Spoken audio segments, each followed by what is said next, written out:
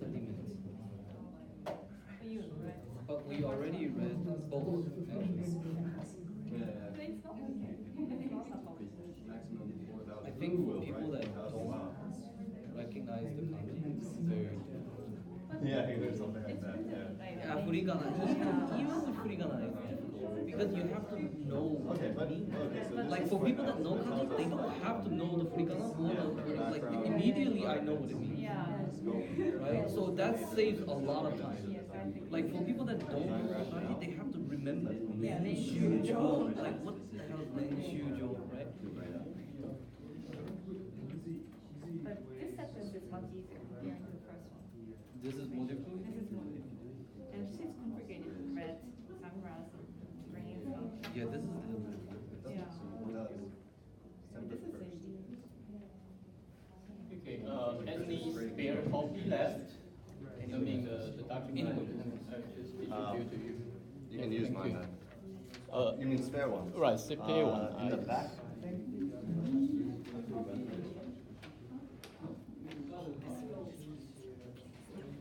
These two are the same. No, I think I have No. We don't think. Okay, right, and obviously some of you have opinion or suggestion about how this group project should be, so I think it might be helpful for me to establish clear guideline, and I also have to make number of changes. Okay, now let me try to explain. Now, as discussed over the last few weeks, the purpose for you is to identify some organization that you have some hands-on experience with. Right? It can be just one, or if you like, you have 3 members who have worked in 3 different organizations, you can compare across the board. Okay, so either way will be fine. The only expectation is that this should be an organization, this should be the organization that you know about. Otherwise, you don't know you cannot analyze the internal working. All right, so that's the thing. You have to identify the subject, either one organization or multiple, 2 or 3, entirely up to you. Okay, then following from that, you have to develop an overarching plan. So what exactly what you want to do about it. Now, the item I put here are just for your reference. You do not have to follow it rigidly. Just like something like this, you can have your own plan. Like if you're comparing across multiple organizations, the structure will be entirely different. That is okay. Okay? But the basic thing is that you need some coordination device for you to divide the work among yourself. Okay? And then, considering the composition of this particular class, as well as the number of specific group where group members don't actually know each other. Okay? So I decided that for this particular semester, I would like you to take a more individualistic approach. That is, I would like to reduce your dependence on each other within the group. Okay? So what is my expectation? Now, so after you decide on a master plan, and then you divide the task. So basically, each of you is going to be responsible for a particular part of that master plan. Okay? That covers the presentation and write-up. Okay? So everyone has to present. Okay? And the presentation is expected to be something around 10 minutes. Okay? If you exceed 15 minutes, I'm going to cut you right there. Okay, so 15 minutes is the maximum that you have to strive for 15 minutes. It's that if you reach that point, I'm going to stop you right away. Okay, so plan for something like 10 minutes. Okay, if you need a few extra minutes, it's okay, but do not exceed 15 minutes, otherwise we will have significant delay.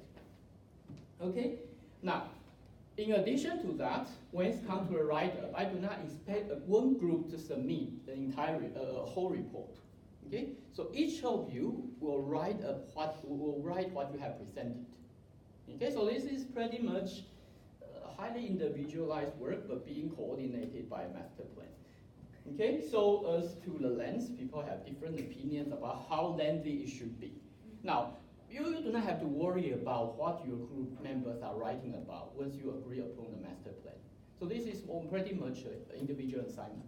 So for you to receive a passing grade, at least 1,500 words will be required, all inclusive, including references and tables, whatever, appendixes, at least 1,500 per report.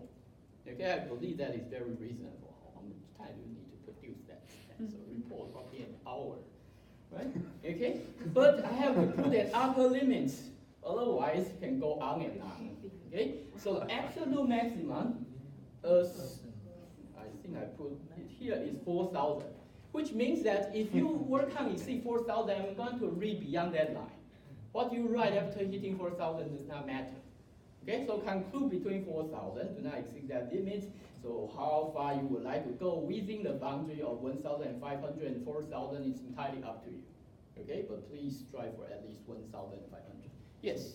I'm a little confused. Is it 1,500 minimum per person? That's the minimum per person. Per person. Right, you don't have to look at other people's write-up. It's entirely yours. Okay? Yeah, it's just here it looks like as if it's for the whole paper. No. For per person. For write-up. Your own write-up. Each person. Yeah, the length of write-up per person is expected to be between. So let's say we select a company. For Right. the whole company, we divide the work in 3 parts, Right. and each part will be presented by one person. Right, And exactly. And the same part will be written by same person. Exactly. So you write about what There you is no present. overlapping. No overlapping. Right. Okay? Now, of course, you have to have a coherent structure. Otherwise, you're not working on the same project. So what you will probably need is that we're not going to have a session next week because, it's a dual event, right? And then we're going to have a final case discussion after next week, which means, and then follow the next week you have to present. So which means that you have to pretty much agree on the master plan very quickly, and then you can work individually. If you like to go for vacation, that's okay, but you have to put yourself on the same page before you put yourself on your thing. Okay. Now, having said that, although this is highly individual, I need to give you like some motivation to work together and help each other out. It's not like, okay, your business is not mine, something like that. Okay, so I will still make some adjustment in your grading in accordance to your group members' performance. Okay, so your own performance in presentation and write-up will account for 80%, whereas your group members' performance on average will account for 20%. Okay, so that's how I'm going to do it. I think I have to make some create some consequences for you. Okay, let me see. What else? Yeah, presentation. About 10, maximum to 15 minutes. Attendance, so 4,000. Okay. The deadline for submission, so basically 1 week after the last session. And by that point, there is going to be a submission folders on the course Navy. So you basically pretty much just upload an attachment over there. Now you have to submit before the deadline. The system will be closed after the deadline. So basically, the late submission is simply not possible. The system will not accept it. Okay, because I have a deadline for grading. We cannot extend this in the context of a quarterly course. Okay, so far so good. Okay, is this doable? Okay, better than a 9,000 words. Is the deadline at all flexible? Because a lot of us are taking the JLPT test on December 2nd. It's not flexible because I have a grading deadline. So. So, what is the cover page? What kind of information should I put to the cover page? Basically the same thing across the whole group, right? So I have to know, for example, so after your group meeting, you will develop an overall plan, right? The first part, second part, so on and so forth. Basically a table of contents. Okay, so that I have a view when grading your report. This is the overall, right? The overall plan, and then you tell me that you are responsible for this particular part. That's about it. Okay, yes. During the presentation, can we use something like a PowerPoint if we have like a chart or graph or something? That way we're not standing in front of the room without anything. Because we have to submit it as doc or PDF, right? Doc or PDF. That's the writer part. Yeah. But for your presentation, it's of course PowerPoint slides. Do we also submit the PowerPoint on the course Navi or? No, just Okay. the paper. That's fine.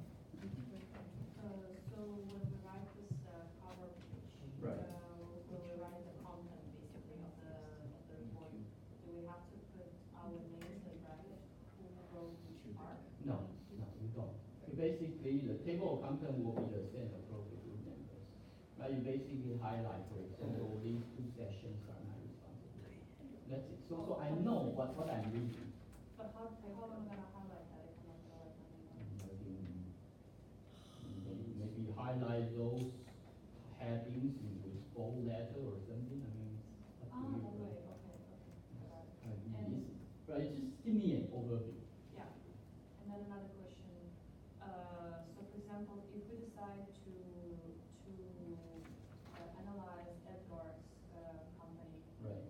how am I gonna have a full understanding of that company? Right, so that will be up to your cooperation with him. Right, so if you feel uncomfortable, like 100% depending upon him in doing your thing, then you probably have to come up with a different plan. That's the 20% part. It's a complicated part. Right, so that's why I also give you an option of analyzing your own company, but then do a comparison across the board. It's entirely up to you how much, how to put it, the level of interaction between you is entirely up to you. But at the end, I will expect a certain degree of cohesion.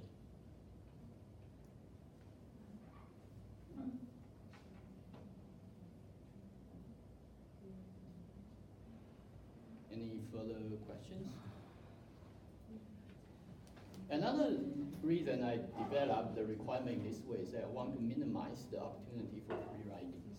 As you can see, doing this way, you have to take your own responsibility.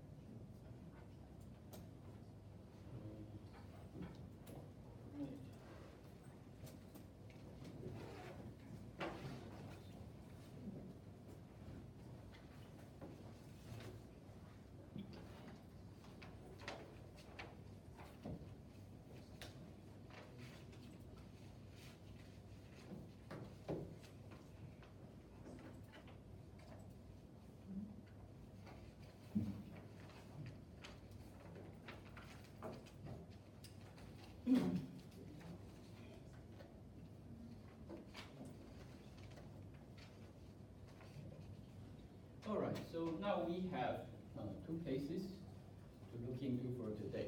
Now, both cases are about corporate venture, okay, or the organizational arrangement for corporate venturing activities. Okay.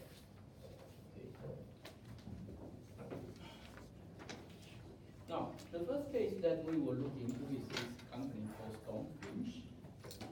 This company is the result of a merger between Stone Wharton and Finch Tech.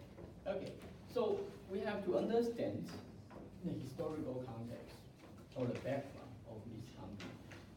Now, so the company, the parent company before the merger, is the Stonewater Products, and these are some of its key characteristics.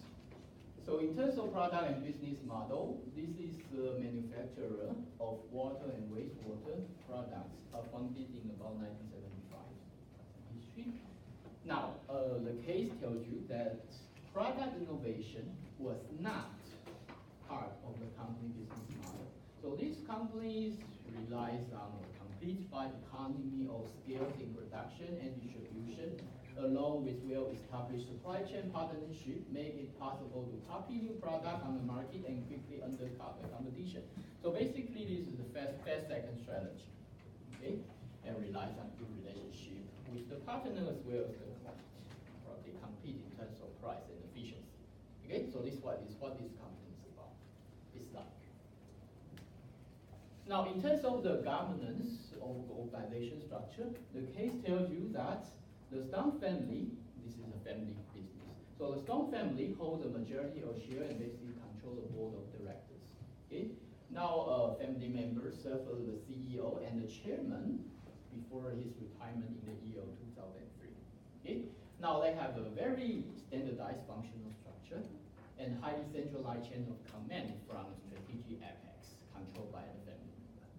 Okay, so we have in mind this is basically a very traditional family business competing not on innovation, but on like efficiency, on scale, on ability to imitate innovators, and is governed under like centralized functional management.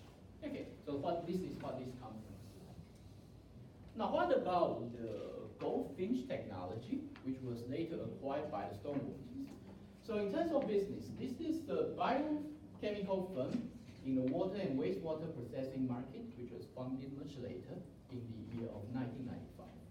Okay, and this was pretty much an R&D company in sharp contrast to the Stonewater. So Stonewater is about efficiency and so on and so forth, and this company was about R&D. It has barely 75 members before being acquired by Stonewater Incorporation. It was young and innovative and R&D company. And so why was that the Stonewater was interested in acquiring this company? Okay, so this was the rationale given in the case by the CEO of the Stonewater. So our water processing machinery business throw off excess capital by investing that capital into a biochemical research arm for the company. We will add additional stream of revenue that will be crucial for driving growth. Okay, so that was about the business. They have extra cash in hand and you're looking for growth opportunities outside your current domain. And you have your eyes on this innovative R&D company who, if you invest more resources into it, they may represent new growth opportunity. That's the basic idea, okay? Or the kind of synergy that they have in mind. Okay?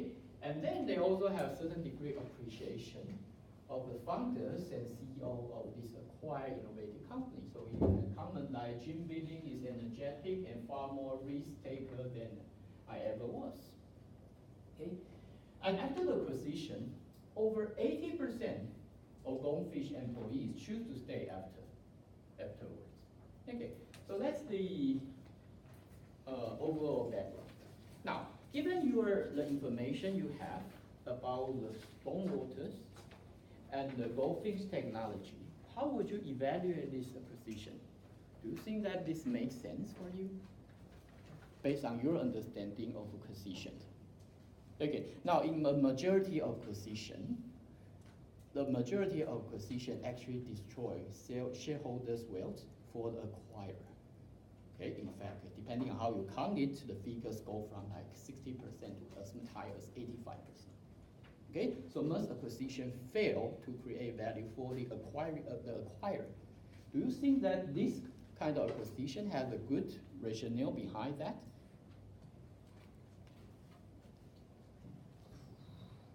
How do you think? Yes.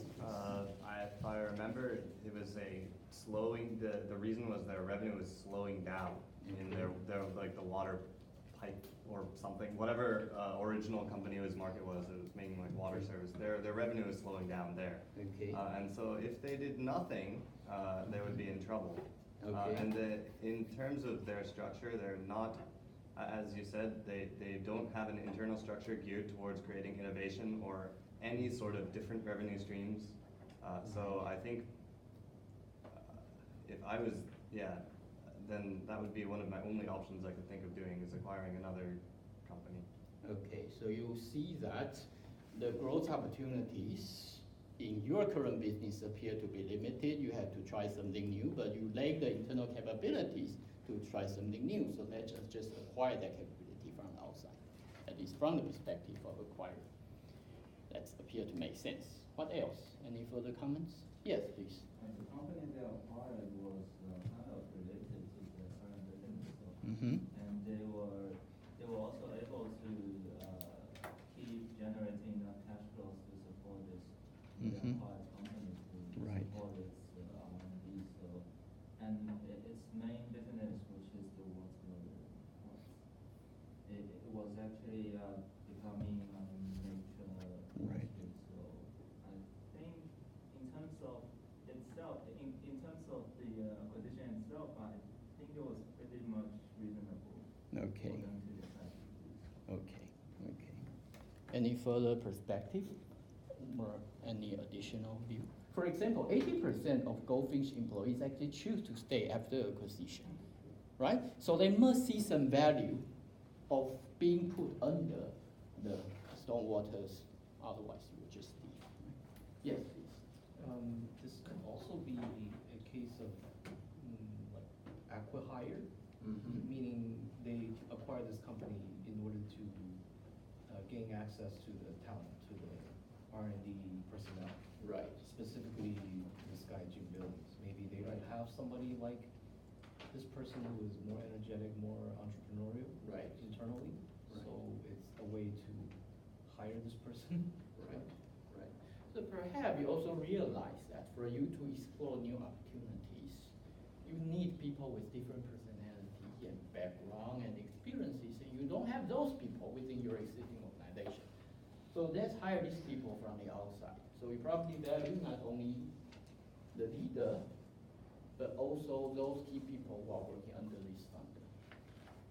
Okay, so for human resources, for technologies, for the opportunities that they may help you to capture. Any other comments? So from the perspective of the acquired company's employees, what do you get from this acquisition? Yes, please. I think another point is that this newly like biochemical business, in someday in the future might become the company's rival in someday in the future. Okay. So, and by acquiring this company, they also like avoid having a kind of new rivalries for the company.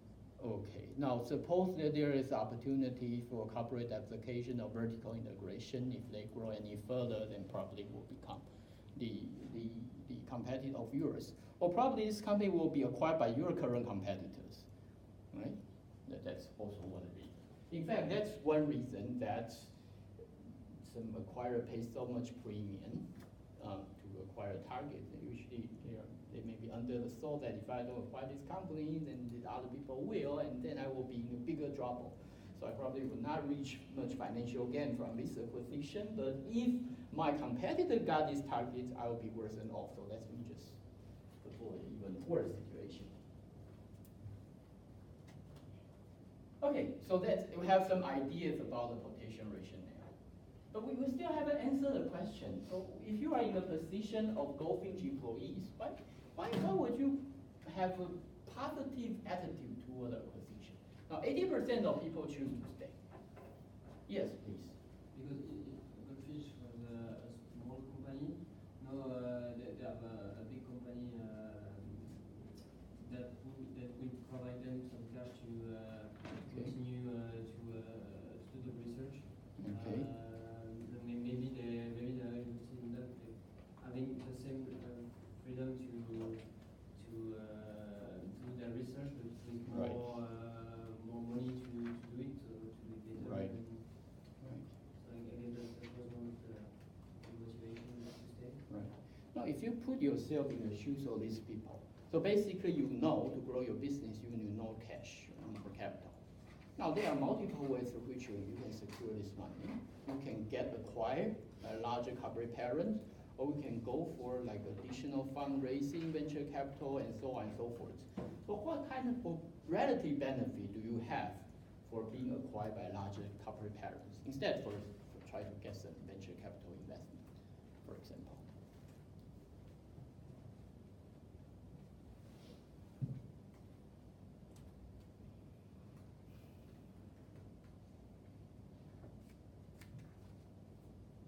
Yes, please. I think the people who is very smart and Mhm. the competitive in the market Right. will leave the company after Okay. acquisition. But the people who like to stay in a very stable position, Mhm. most people like to stay in the company. Mhm. Because if they are acquired by a big company, the Right. position would be very stable and Okay. it will be lifelong Okay. career. Okay. Any other comments? In fact, I experienced this when I was in the industry. my company was funded, like I was part of the funding team. Okay, and after 2 years, we were acquired by much larger companies, and almost all of us stayed because our company was struggling. So you need to get a parent. Another reason maybe because they really like Jim Billings. Okay. Maybe they just want to follow that leader. Right. Or they see the potential in him becoming CEO someday, so Right. their position within the company might rise. Right. Okay. That means the acquirer must offer this kind of promise. Yeah. Otherwise, like yes. I don't think that much was changing within Goldfinch themselves, right? They were still going to do the same research. They're just given more opportunities. Okay. So in general, the overall organization of Goldfinch is within Goldfinch, as it gets acquired, didn't change too much. Okay. By saying that things don't really change much, you are talking about the post-merger integration strategy. Right? Yeah. The reason that things don't change too much is that you do not pursue the consolidation approach. That's right. Okay, and for you to keep these people, if they choose to stay because they like Jim Billings and so on and so forth, because they believe that they can just keep doing the same thing but with greater leverage into the financial support, you probably have to pursue this. Okay, so there are a number of important questions to think about. The first is that what's the source of synergy? Right? The second thing has to do with the issue of what's the motivation from a company being acquired, how to keep them motivated after they have a new boss. The third is more fundamental because now there have been an ongoing debate about the idea of corporate venturing program in comparison to independent venture capital, right? Because the problem is that if you think about it, so how are independent venture capital are structured? These are very bright people, like motivated by very high power incentive, like we get 30% of carrying interest plus 2% of the ongoing fees and so on and so forth. Okay, and what's the motivation package for people running a corporate venturing program for a large corporation? They are salaried, right? So I have read cases where like the corporate venturing people are cooperating with independent venture capitalists, and they describe a meeting. So they were waiting for them. The corporate guys are waiting for the independent venture capitalists who arrive by their own helicopters. You see, so we had to figure out some reason that when you for corporate venturing to create a kind of different value for the target. Okay, now let's move on to let's bring us back to the synergy issue. Okay, so let's look at the organization structure. Now, as you can see, they haven't done too much integration afterwards. They pretty much just adding additional business division, which is represented by acquired company.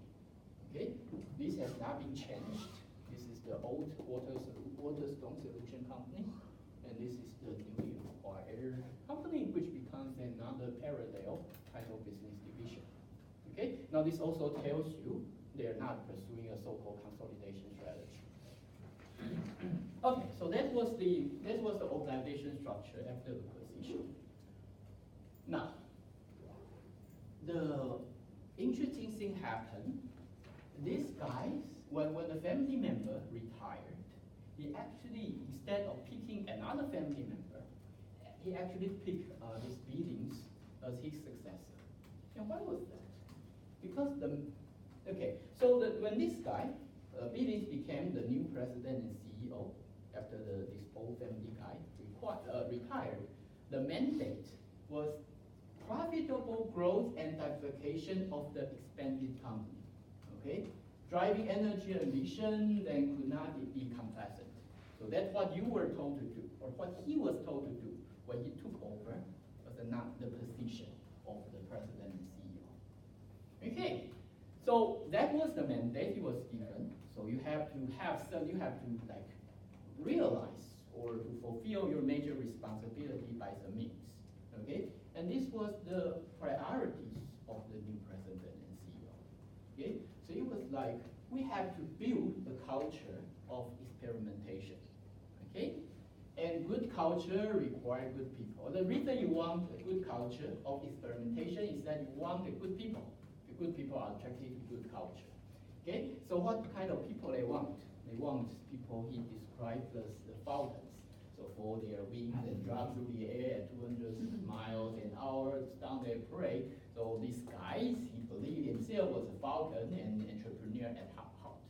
So he believed these people will be required for the company to further develop in the future. Right, look at this. This is your mandate. You require these people to realize the mandate. So he disliked people who are like domestic foes. So like the comfort and security of large organization move up the hierarchy by the virtue of similarities and not drive. So we also know that this guy will be a poor fit to Japan.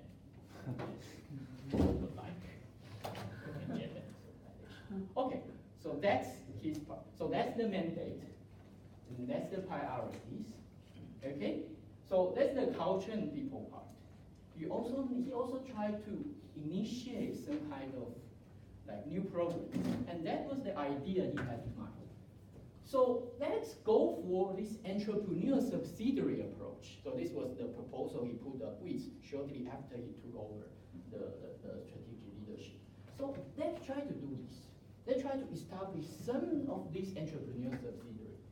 So criteria for establishment, when can you do this? So this will be top tier talents of your company, right? You have to fit this criteria, right? And are committed to the R&D project. So 1 to 3 of their top guys identify opportunities over there, okay? With the potential of reaching the market within 5 years. Okay, so you have to be initiated from the inside and by people who are like falcons.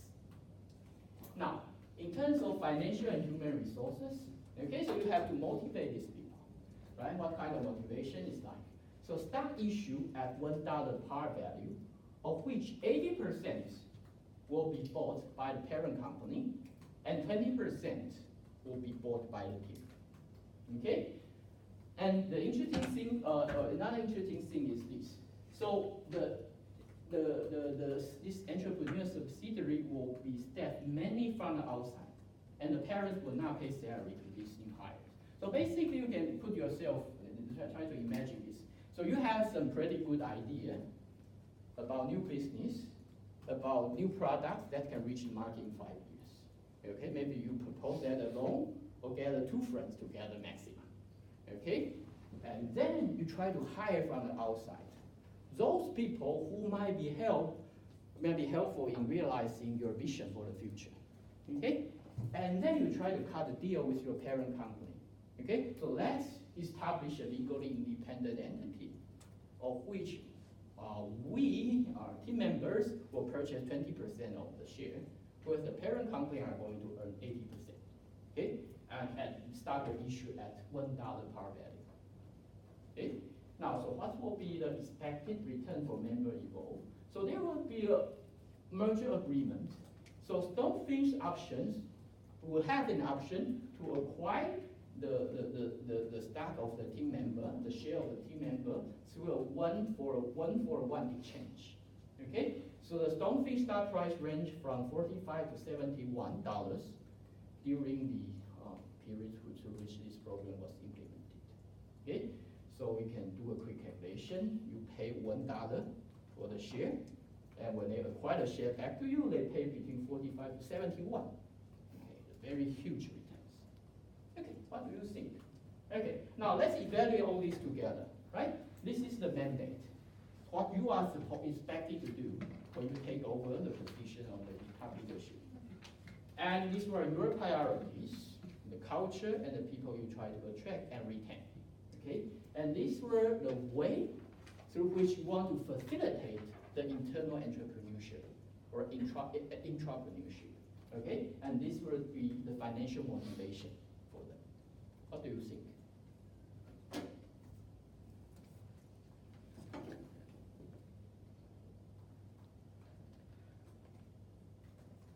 Does this make sense to you?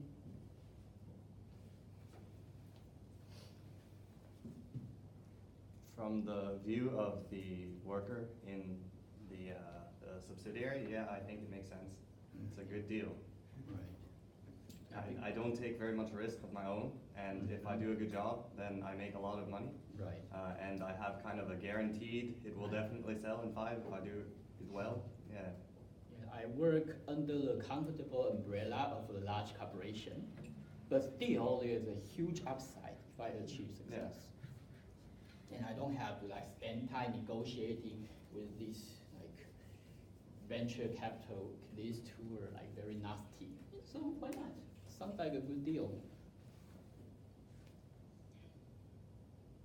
Any other comments? Yes, please. It sounds risky for the big company acquiring the subsidiary, but Mhm. in a sense, giving such advantages to the workers, it can attract talents. Okay. Doing this, and I think that was the idea maybe behind that. Entrepreneurial subsidiary it was to develop high quality products as they did in the past. By attracting some new talents and top 1 to 3 top tier talents. Right. So you see, as you said, the one reason you want to have this system is because you try to attract entrepreneur working for you, right? If you do not provide this kind of incentive, they will rather start up their own business. Okay, so this is probably consistent with your let's say human resources policy, which appear to be consistent with your strategic priority, growth by innovation and entrepreneurship. Any further comments? I think it's a very innovative approach. Mm-hmm. It basically moves from a traditional corporate structure to somewhat like a venture capital. Okay. I think it's very innovative and brave. Okay. Right, so this is what this was like at the time of 2008, right? So by this point, they have some of these remaining entrepreneur subsidiaries, subsidiary 5 to subsidiary 12. So over the course of 4 years, from the year of 2004 to 2008, they have created a total of 12 entrepreneur subsidiaries. By 2008, 4 strategic subsidiary had already been acquired back and put under the existing organization structure. So that's why I put former subsidiary 1 to 4 here.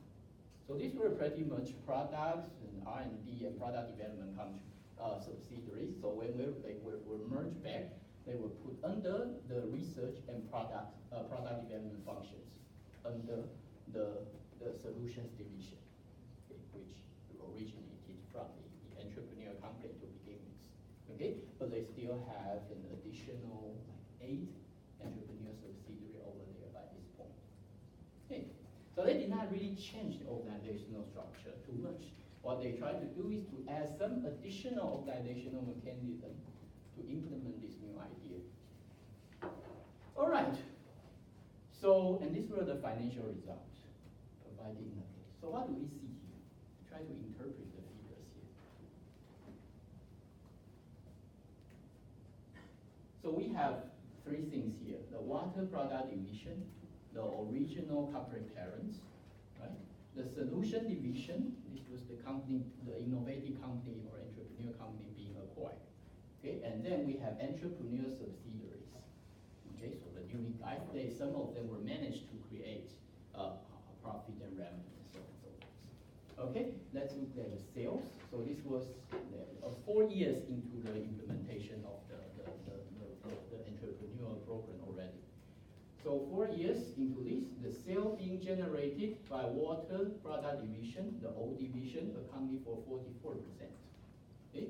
The newer division account for 38%, whereas the entrepreneur subsidiary, so pretty much these guys, generated 18%. Okay? Now in terms of profit, okay, the shares of profit by the water product division was nearly 40% lower than the shares in revenue. So you understand the probabilities of this other division tend to be a bit lower. Okay? Solution division accounts for 41.5%, Okay, entrepreneur subsidiary share for the operating profit was nearly 20%, even higher than its revenue share. Okay, so this apparently the profit margin here are high. Okay, look at returns on sale, 10.5%, nearly 30%, and 13%. Okay? Assets, 40%, 35%, 0.5%, and you can look at return on assets. Okay, the entrepreneur subsidiary has the lowest return on assets, probably because you need to make some asset investments for a new business. Now, this is the average growth rate between 2004 to 2008. So they do not provide separate figure for these two, but this is what we have. For the old divisions, the traditional product, 3.4% annually on average. So here you have 5.4 on average. Okay, cumulative R&D investment, that's the interesting part.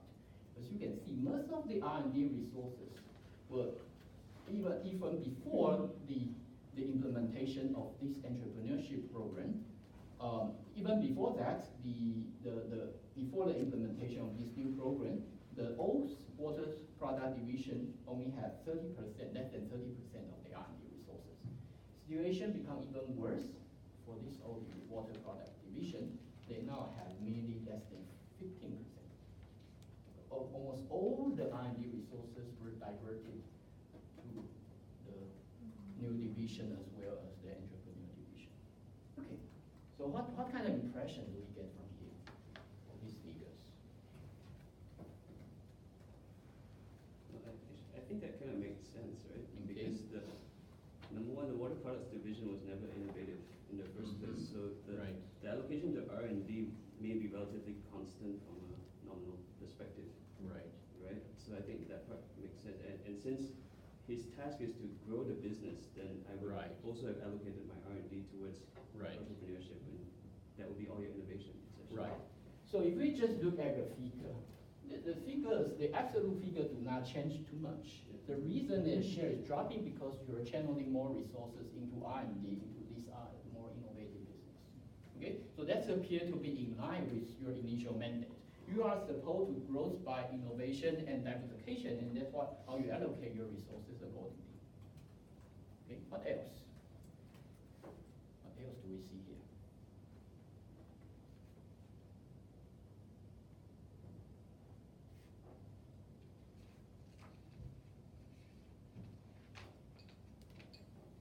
Yes, The growth rate is also higher, which makes sense because it's the water products division is a relatively stable, mature business. Right.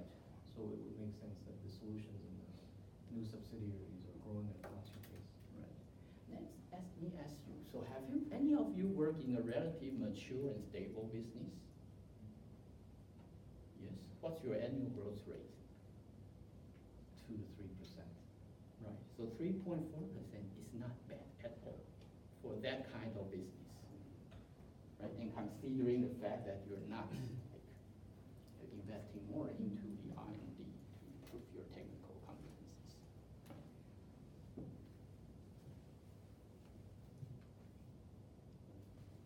Okay, any other things we see here? Okay, so we see the resource allocation, right? Most of the resources are allocated, R&D resources are allocated to this kind of new entrepreneur division. And indeed, they are growing at a faster pace. Nonetheless, the growth rate in the old division appears to be okay, especially in the context of the traditional mature industry.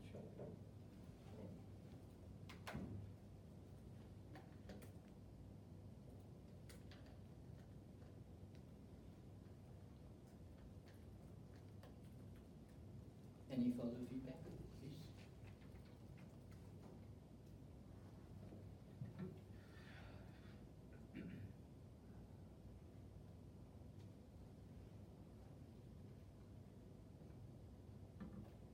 Yes. It would seem like the entrepreneurial subsidiaries are paying off. It seems successful just based on those numbers. Right. The operating profit is higher. It's higher than the share of sales. Right. And which means it's more profitable. And we see that in the return on sales is higher. Right. So it would the results bear out from their mandate. Right. Now, if you think about any kind of entrepreneurship program that you have had before, now this kind of financial figures are actually quite outstanding. Typically, you don't have this. Okay, so that's the financial figure. So up to this point, we probably have a feeling that this appears to be a very successful kind of program to promote internal entrepreneurship. Now, of course, whenever there are upside, there are always downside. So let's look at the negative reactions from the company. Okay, so we have some idea that if you are real entrepreneurs, you probably will be very happy about this program and outcome and so on and so forth. But imagine yourself being the old division, which actually corporate parents, and in fact a cash cow providing the necessary financial resources and so on and so forth. How do you will feel?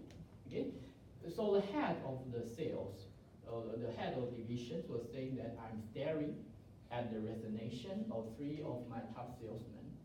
So moral is plumbing because, as I've said for the past 2 years, the water product division is no longer leader in any of our markets. Okay? And I'm tired of making excuses to clients about why we don't stack up better against the competition. Everybody knows why, though there have been no meaningful investment in stormwater production facility in over 20 years. Okay, all the resources were channeled to these new and entrepreneur guys. We've got very little left. Okay, now the interesting part is that even people who are working in a more like innovative subsidiary. So if you look at this, almost all the people who came to work for this entrepreneur subsidiary came from this division. So they were like the old colleagues of the new CEO, right? So your boss got promoted, he offered you these great opportunities to make money, so you go outside and create this new entrepreneur subsidiary. These opportunities are not accessible to people over here.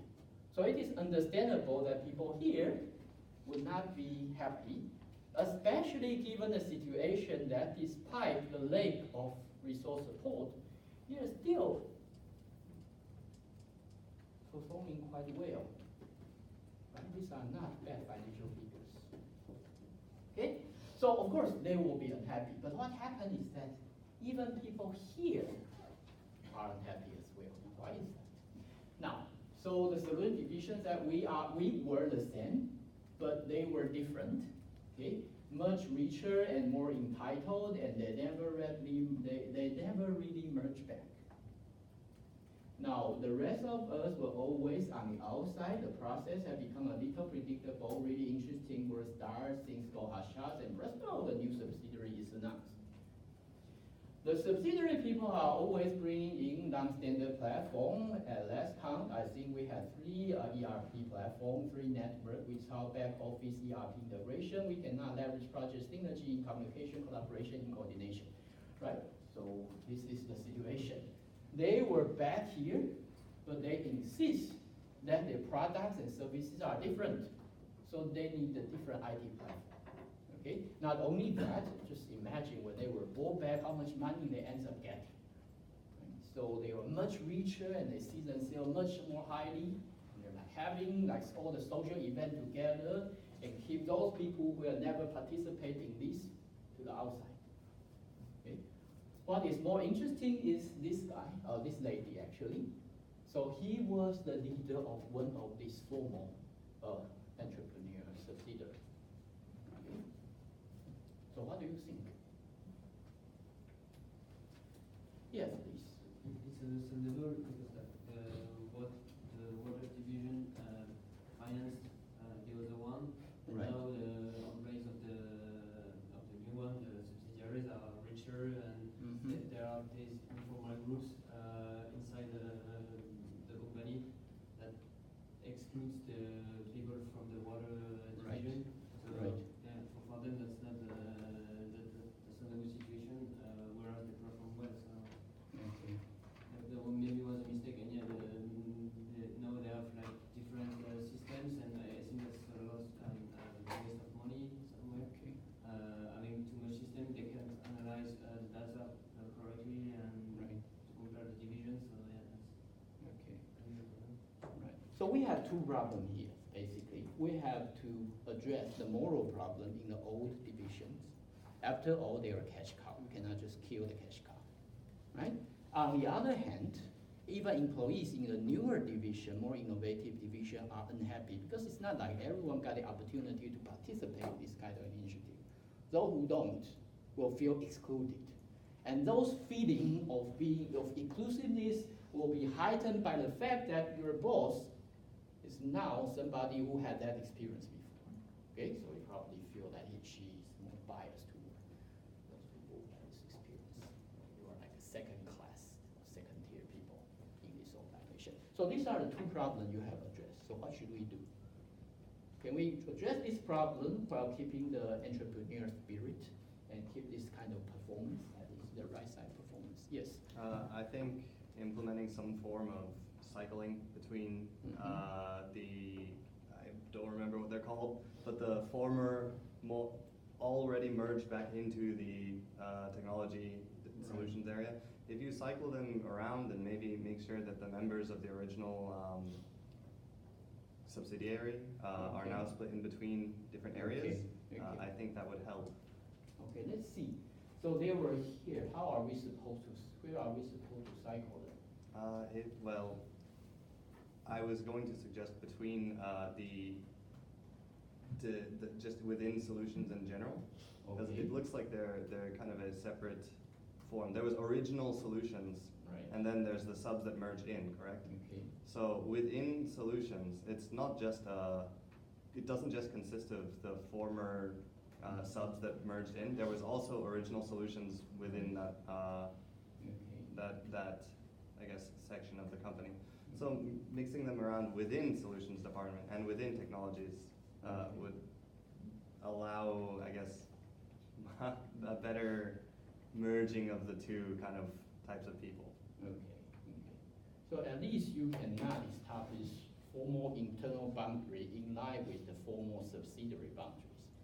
Right? You cannot just like cut them across, separate the subsidiary, new subsidiary people with the existing people, like by putting them, for example, into two different line of business all the time.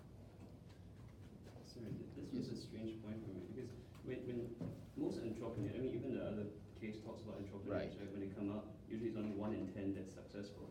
But in this case, is there like somewhere a safety net that after the 4 years, if you fail, you can come back to the company, or will you cut off from the company, right? Because that would be the difference between someone who's successful and someone who's not. Right. There are at least two issues here. Yeah. The first is that for the 4 years, they were lucky so that all the first 4 new subsidiary actually make it. Yeah. Okay. The second issue is that we have to think about what it means by being successful. Yeah. Right? In the open market, it's clear, right? So either you make it to the IPO, right? Or you got big investor who is willing to pay a premium to invest in you, or you get like large corporation who is willing to acquire your company at a huge premium. Okay? Either way, you either get IPO or get acquired or get more investment. And the success is defined pretty much by the market standard. Okay? Now here, what does it mean by being successful? Or who is making that decision? So in the marketplace, many market actors are involved in evaluating your potential and your words. But what about this company in this program? Who is deciding that you deserve a rate of return of 71 times? The bureaucracy, right? Yeah. It seems that this guy, right, exactly. So basically, for you to be deemed successful in this company, you only have to please one guy. That's pretty much it. Of course, you have to generate the figures, right? You can see this the bar or the standard for success actually differ. Yeah, because I was thinking if there were people who actually got cut off from the company after that, then that downside would have changed that perception. Right. So if there's a perception that the reason they become so wealthy is because the CEO over here actually liked them, this makes the situation worse here. Right? They were like, wow, you have this favoritism because they were your old people. Everybody made it. Right.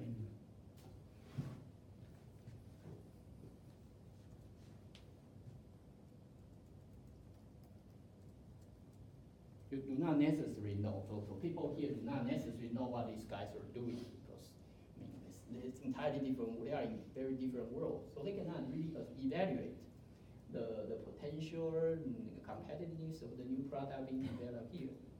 But the kind of situation, organizational, political situation that we just described can create an impression here that it's just favoritism. They are not that good just because of the past personal connection. They got so rich now. And they're using all the money, the hard money that we earn, our hard work. Right, so how do we address this problem? The figures are okay, right? So we don't want to destroy this program. Okay, but we have to address this problem for this program to sustain over the long run. Yes, please. Let's see. Yes. We can make Billings as a CEO, we can keep him as a CEO, but in order to take a decision about the subsidiary, we can create a board of chairmen. Okay. Through which it will be, the decisions will not be partial towards the Goldfinch employees, Okay. the original Goldfinch employees. Okay. And the board will also decide the equal distribution of investment for Right. the old water product division and the solution division. Right. So the basic idea is that instead of having just one person deciding, okay, I give you a green light to establish a new entrepreneur position, okay, I decide that you deserve like 71 times of financial return. Right? Let's set up a committee over here. And this committee has to involve not only people from here, but also people from there. Right? That's probably the idea.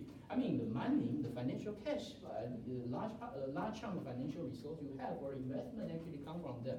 They are expected to have a say about how the money being used. Okay, that's probably some idea, one idea. What else? Yes, please. Yeah, Is there someone else? please. Okay. I was just going to mention that there was a lack of communication, right? And that was partially because the head of solutions division didn't I think the case said, overhaul the technology or whatever, the communications between them. Right. So I think there was kind of a black hole within the former subsidiaries. Right. They didn't know what they were doing. No one knew kind of how, you Right. couldn't forecast what they were doing. So the other solutions guys couldn't even really use what they've created, I guess, or they felt like they weren't able to market it or use it as their solutions. Right. So it would help if there was better communication between the two, and that was particularly to improve the architecture between communicating. Right. Right. Okay. Yes. And just one point, because I checked the criteria for establishing so-called subsidiaries, because it said that they have to take their own career risk. Mm-hmm. They exited the old company, there's no guarantee for them Right. Right. to return back. So Right. I think that pretty much makes sense because it's the kind of risk you have to take Right. once you decided to Right. establish your own subsidiary. But I think the only reason that the people in the solution department feel like kind of unfair, only I think it was one thing is because of their leaders was that kind of relationship between those people. Another thing is their lack kind of standard you just mentioned how to evaluate the success of those. Right. Right. And also I think it might not be a good idea to appoint this lady, B. Suarez, as the head of the whole solution department because she was only successful with his own subsidiaries and she had no experience in managing so many people. Not to say that he had a kind of relationship with her and her old colleagues. So that I think more or less enhanced the feeling of unfair of those people in the solution. Right. Right. Indeed, there are career risks associated with participation in the strategic subsidiary. Now, the problem up to this point is that all the 4 subsidiaries, which were considered successful by the CEO. So you don't see an example where people screw it up and lose their career in the company. Right? So probably after the few cases of failure, feel more justified. Having said that, after a certain failures, they have more reason to object your entrepreneur program. Okay, now let's also think about the appointment of this lady.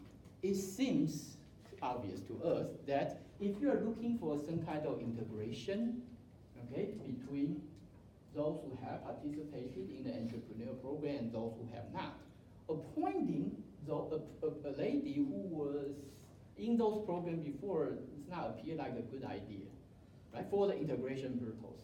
But she must be appointed for some reason. Right? If you are in the position of this CEO, why would you like to appoint somebody like this?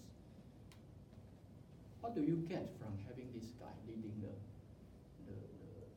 division for you? There must be a reason.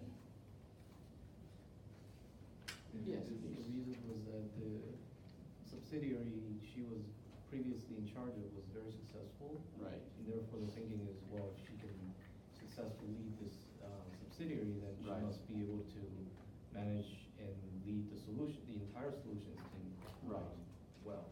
Right, and probably toward creating more of this entrepreneur division, right? So you probably appoint her because you believe she's going to further or facilitate this entrepreneur program, despite the downside that she's not going to be a good integrator. And you probably have some experience working with colleagues who are very rich, very difficult to motivate. All this money, so why are they supposed to care?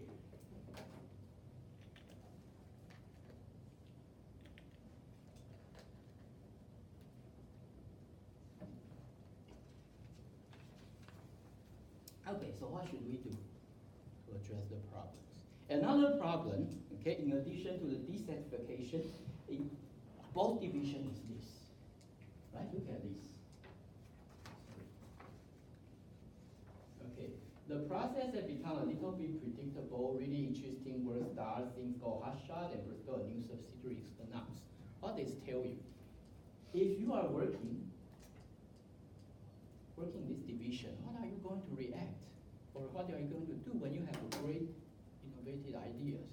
You're going to hide it from most of your colleagues, right?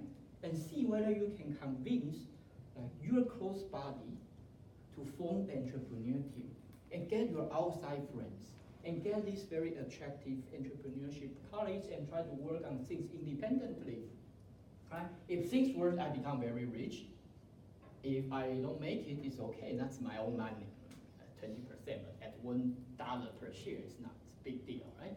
And with this experience in US, I can easily find a market outside. So career in the same company does not concern me that much, right? So the problem we have here is that it's probably this program probably going to block the circulation of innovative idea within the existing division.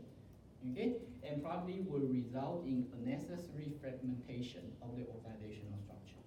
Okay, so we have at least three problems to address: the motivation here, motivation there, as well as the we have to try to improve the circulation or motivate people to share their ideas. Okay, now one solution we have by far is that let's organize a committee. Let's not do this as a one-man show. Try to establish a committee. Right, and participated by senior management from both divisions.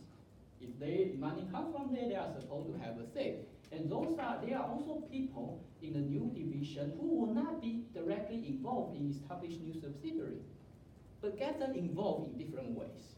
Okay, probably participation will somehow reduce their desertification. What else? What else can we do?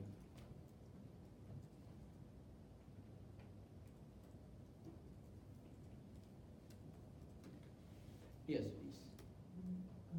Suarez was given the responsibility. I mean, initially she didn't have a lot of experience, but when she was given the vice president role of that division, solution division, the whole division was very large, consisting of 4,000 employees. Right. And her responsibility was basically to create a social network with the water product division, so that the relationship among them can be improved, and also to improve the information technology department of that division. But she failed on both of this responsibility. Right. So this actually worked against the business of the company. Okay. I mean, that spirit within the company was not merged in the whole company. Right. That is why there were a lot of subsidiaries with the cash cows. They were not performing well. Okay. So we can if we can replace her with someone very experienced people from water division, Right. and then he can create a social network with the water division to improve the relationship also. Okay. So here, this is the leader here is a long timer Yeah. of this very old family business, relatively old family business. Okay, and this lady, there is additional complexity associated with the so-called one-for-one exchange of stock program. That is, she actually holds a significant share of the parent company now. So she is not just an employee. So trying to get rid of her would not be that easy. That's the downside of this program as well. The decision was wrong itself in the first place. Okay.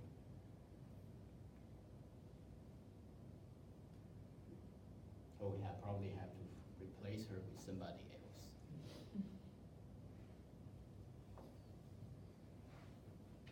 Any more suggestion? What can we do to improve?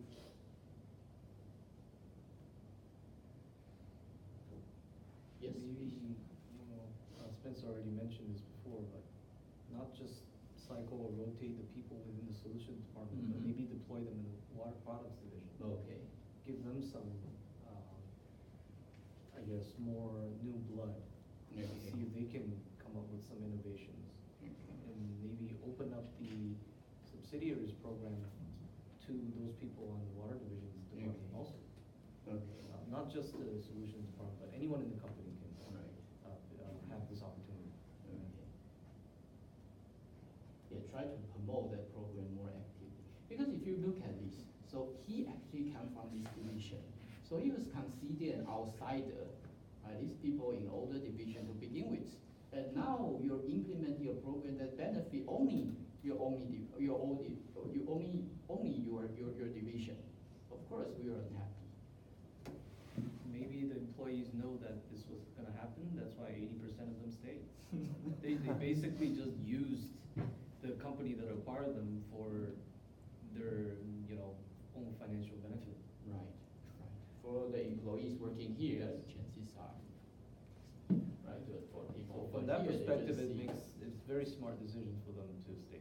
Right. Yeah, I'm sure a smart decision for this day.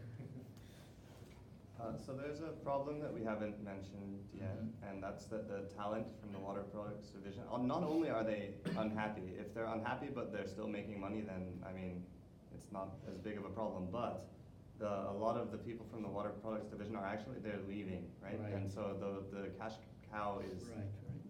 I guess, dying. Right. So I think that the approach on the whole of making solutions division the growth engine of the company is Right. correct, but I think the execution lacks giving kind of a bone to the water dogs division. They need something to chew on to make it nice, right? Exactly. So- So we have seen, we understand what this business model is like. They're competing by efficiency, scale, and customer relationship. You cannot lose your top sales. It's No. not like you have good products, you have good relationship. That's why you are able to sell your me-too products.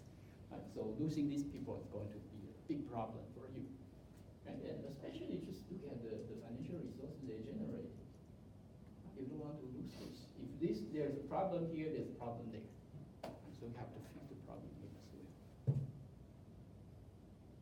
Could they not just increase R&D?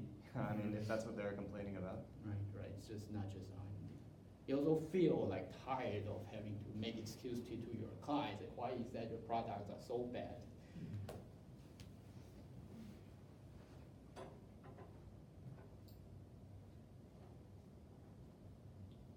Okay, so we probably have to invest more R&D back into this place.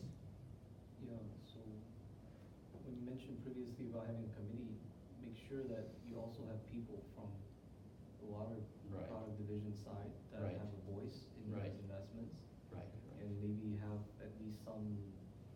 metric to some internal rate of return to approve the funding. Right. Rather than just these arbitrary decisions and very extravagant returns. Right. Right. So once you have a committee participated by people from both divisions, their decisions are not just about how to move money from here to there, right? Their decision should be the optimal allocations of financial resources across the entire corporation. After all, this is one corporation, not like two corporations, right? And these all divisions deserve a fair opportunity to receive necessary financial resources. Okay, that's probably something we have to do.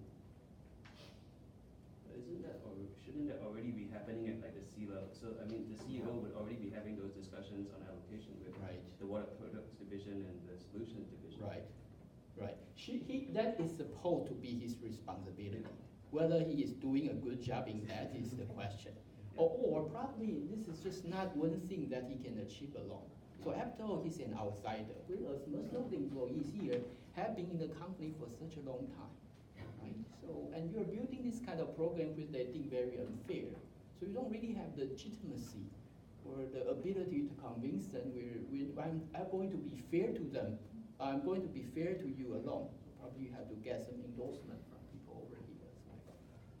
That's why you need a committee, basically. You need some old-timers standing behind you to endorse your decision making.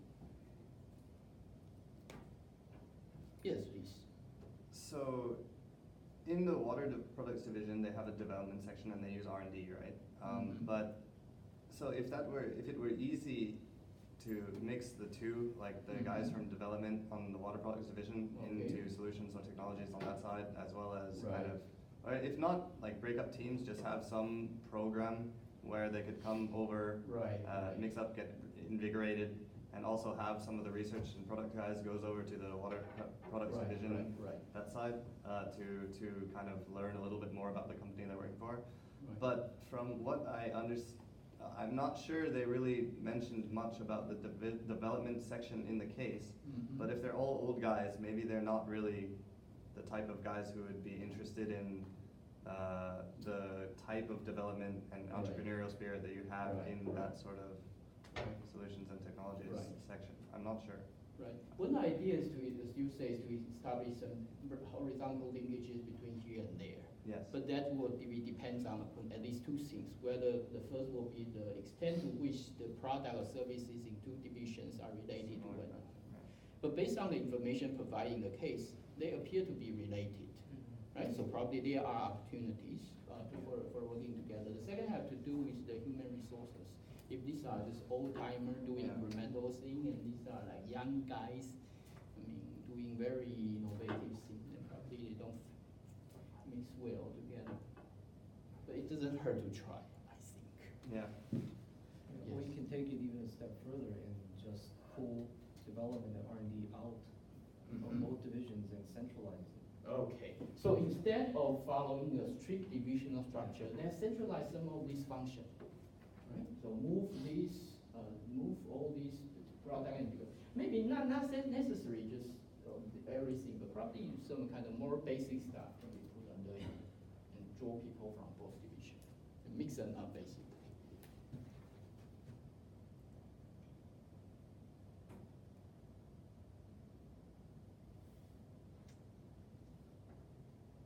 Okay, so further information about what happened afterwards. Okay, so by far up to this point, all the entrepreneur subsidiaries were considered a success, at least by the CEO. But then, one entrepreneur subsidiary failed.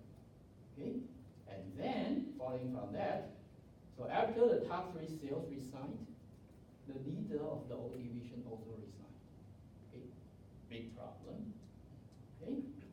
And a battle erupted between the CEO and the lady she appointed to lead the new division. Okay, this is a complicated battle because, as I mentioned before, the lady, as a result of the stock exchange program, also holds significant shares of the company. But the board eventually decided to back the CEO and fire this lady. Okay, so both divisions are now in problem. Okay, then the CEO himself was fired. And a new CEO was hired with the mandate to revitalize the old division. Okay, what's your reflection on this? Now, try to imagine, if you are in a position of Jim Billings, right? You have done your job, right? This was what you were told to do. And you do exactly that, okay? And in terms of financial performance, you have a great record, but you end up getting fired. Do you think that he could have done better than this? If you are in the position of being appointed to a top leadership and given this mandate in a similar organizational context, what will you do differently? Yes, please.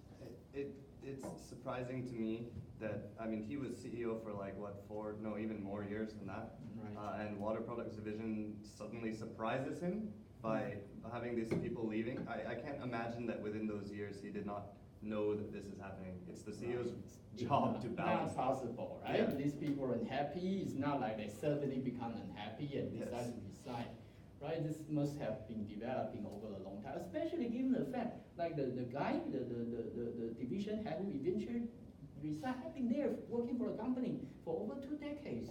Well, you must be like try to stay as long as possible.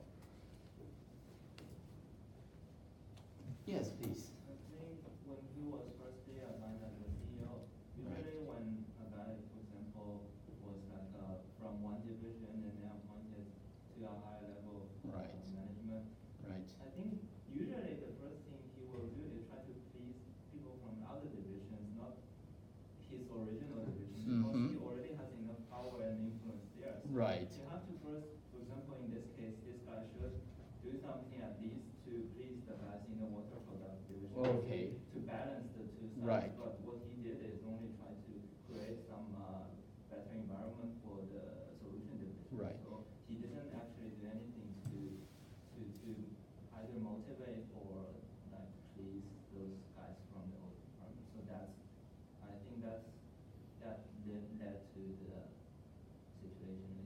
Right, right. So yes, indeed, as you say, he is now the CEO of the entire corporation. But the way he behaves is that he is the leader of this division only, his existing division. And the other division, the old division, is just like cash cow, just get as much as possible from you and not giving back. Okay, of course, people will be unsatisfied. Okay, so probably as you say, the first step is try to at least gain some support in that. And this is a no-no. This is not what he is supposed to say. Because most of the people in the old division fall into this category. So they will be like, what do you mean? We're useless? That we're not the people you want? Okay, so that's probably something he has to change. Yes, please. I was gonna say, he just basically alienated all of the people in the old, in the original company. Right. And I think had he tried to at least do some integration or consolidation, it would not have become such a worse situation. Right. But right. he kept things very separate. Basically, he just used water products as a cash cow. Right, exactly. He probably have to mix up the organization and people a little bit before he start up with his entrepreneur kind of program. Yes? Billings is from Solution Division. Right. But right now, Water Division and also Solution Division's executive are in the same level. Right. But I think CEO is from Solution Division and he Right. focuses on Solution Division. So I think it's better to increase the level of Water Division person. Because CEO doesn't focus on Water Division. So it's better for Southers to go up to that position. Right, right. Maybe not. Maybe that's one idea. For example, let's establish a corporate level investment committee and chaired by Southers. Yeah. So you can tell these people, look, you are now investors. Right? The fact that we now have this more innovative division provide you with the opportunity to invest, right? And you know what? if we succeed here, some of the financial returns will become your bonus. Right? That's what sounds more reasonable, like from their perspective. So basically, what you have to do, probably he has to do, is to establish some kind of benefit sharing scheme instead of channeling all the resources only to those very few people who are involved in like establishing new subsidiary. Yes, please. Yeah, that's what I'm gonna say. I think that the structure, the initiative is designed to create this inequality. Right. I think he should have foreseen this from the beginning, because so much resources put into this new initiative. Right. These people are going to become so rich. Okay. Yeah, I don't think it's a huge surprise. I think he should have realized there is a big risk. Okay. With this design from the beginning. Okay. Now, one thing we also have to take into consideration is that, so if we do some adjustment, which will reduce the potential financial return for the entrepreneur working on these strategic subsidiaries, their motivation will be reduced. And probably some of them will not choose to join your company, or some of your existing employees may choose to stay. Right? So you are going to lose some of these people. So that's the trade-off you face. Okay, any further reflections? It seems like there weren't a lot of, I mean, when they did acquisition, they talked a lot about synergies, right? But Right. it doesn't seem like there's a lot of synergy. They were very separate companies. So maybe if part of the decision making for subsidiaries was also how that integrates with the water division, Right. how you provide synergies to that, then Right. maybe that would help. Right. So that's why I asked you about the synergy question in the beginning. Was if you look across this case, it's not very clear where the synergies are. Right. Basically, they generate cash and use the cash, but that is not really synergy.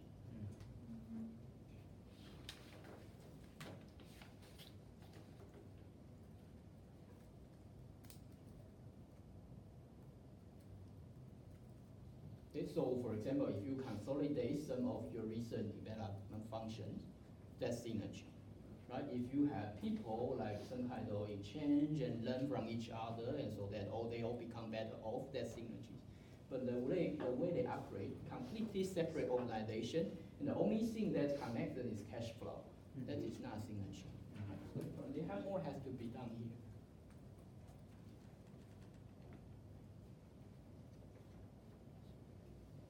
Okay, I think the main purpose of this case has been served so far. So what I hope you to see is that despite the financial success with this relatively simple and straightforward program, there are so many organizational issues that can create long-term problems. Right? So if we are able to foresee this problem beforehand, we might be able to do a better job. But we have to keep in mind that there are trade-offs over there. Like the adjustment that you made will weaken, for example, the motivation for entrepreneur. Right? If you increase the organizational bureaucracy in this program, say like you have to get approval by this committee and different stages and so on and so forth, the entrepreneur probably will find it too troublesome. Right? He or she would rather start up his own business in the outside. Okay? So one reason that he implement program this way is probably because he believes that keeping these people is his top strategic priority. He's willing to sacrifice other aspects. But eventually, this other organizational and political and people issue backfire. So he had to find alternative job at the end. Okay, so we're going to continue in 15 minutes. So we will resume at 20.